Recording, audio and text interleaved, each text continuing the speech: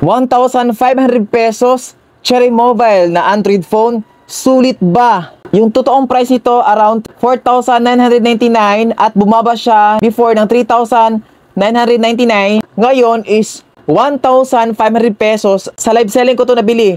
Actually guys, ibibigay ko lang ito at bago ko to ibigay, gusto ko siya gawa ng video. Flare S7 2013, Cherry Mobile, yung isa sa mga binili ko katas ng aking work before. Sa waffle time yun. Natatandaan ko pa, Flare S2 yun. Pag meron ka ng Flare S2 at tapos Cherry Mobile yung phone mo, parang alam mo yung pasok ka na sa parang tinatawag na may kaya. Pag sinabing Cherry Mobile kasi pag nasa S series, parang okay na. Ayan. Meron siyang user manual. Kumpleto yung set nito. Ito yung unit pero mamaya na to. May adapter, charging cable, syempre yung headphone or earphone.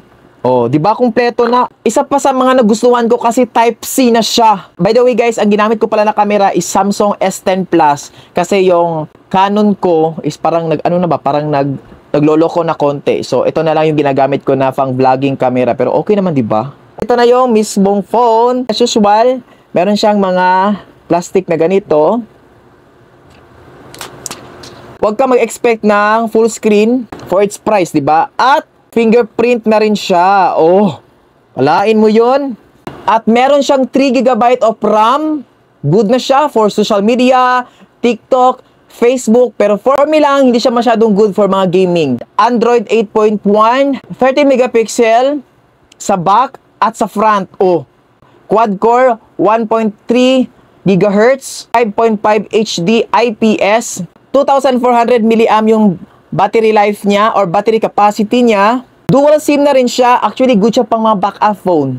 4G support na siya. 3 GB of RAM at 16 GB of room. Pwede mo siya lagyan ng memory card up to 128 GB. So, kung magtatanong ko yung sagot ko nabili ko lang to sa live. Ito na yung pangmalakasang pang-opening ng Cherry Mobile. Hindi siya sulit siguro kung yung hinahanap mo is pang gaming. Nasanay ka na sa mga Android now, tapos bibili ka nito, tapos mataas yung expectation mo, huwag na lang. For me, bagay siya sa mga mama, patid na bunso, yung meron kang re-regaluhan, bagay na bagay ito kasi napakamura lang, tapos Type-C na siya. Sakto lang yung pagka-smooth niya, hindi masyado yung totally na smooth. Pero ang napapansin ko sa kanya, yung screen niya parang nasa malalim ba? Hindi yung screen natin ngayon parang kalutang na. Ito parang nasa ilalim pa yung screen. Actually, ang ganda-ganda ng design niya. Super. Oh. Yung pinakaantay natin, try natin yung camera niya. Okay, yung camera niya guys, medyo malag siya, no? Of course.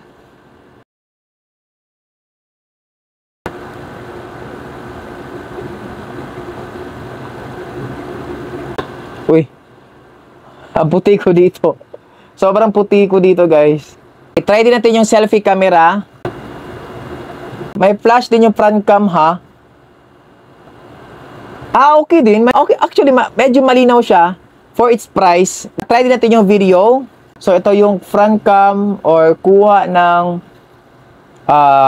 Cherry Mobile S7. So, ito yung front cam or kuha ng Cherry Mobile S7. Sad to say guys, hindi nyo siya makikita dyan sa aking link, Yellow Basket, kasi sa live ko lang talaga to nabili. Gagawan ako ng paraan guys na makita nyo rin ito. Ay, wala ito sa aking Yellow Basket, baka punta lang kayo sa aking profile, dyan sa aking TikTok shop. Ilalagay ko na lang kung saan ko talaga siya nabili, pero gagawan ko pa siya ng paraan kung pwede ba siya ilagay. Okay? Sulit siya para sa mga nagsisimula pa ng Android. Pwede na siya pang backup. At syempre, pwede siyang pang regalo kasi nga 1,500 pesos lang. Pero minsan tumataas ito, 1,600. Kung meron kayong mga tanong, comment down below para masagot natin sa next video.